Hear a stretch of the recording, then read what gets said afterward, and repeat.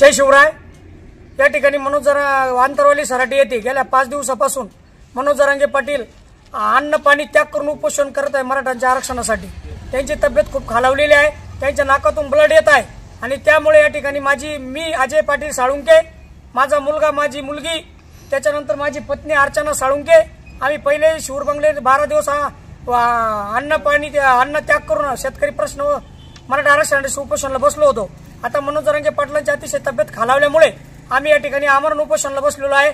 आमदार या ठिकाणी ठाकरे गटाचे, शिंदे गटाचे आमदार बोरनारे सर यांच्या घरासमोर उपोषणाला बसलेलो आहे। जर मनोज जरांगे पाटलाच्या केसाला धक्का लागला, जर त्यांचं काही बरं वाईट झालं तर या ठिकाणी आम्ही स्वतः आमदाराच्या घरासमोर आम्ही या ठिकाणी आमची जीवनयात्रा संपवणार आहोत।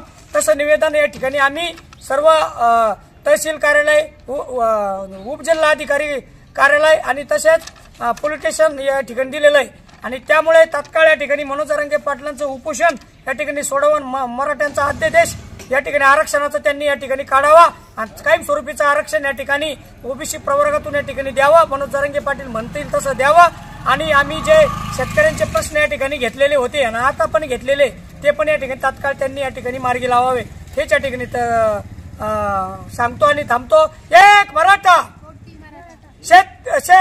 मराठा एकजुटीचा, मराठा एकजुटीचा।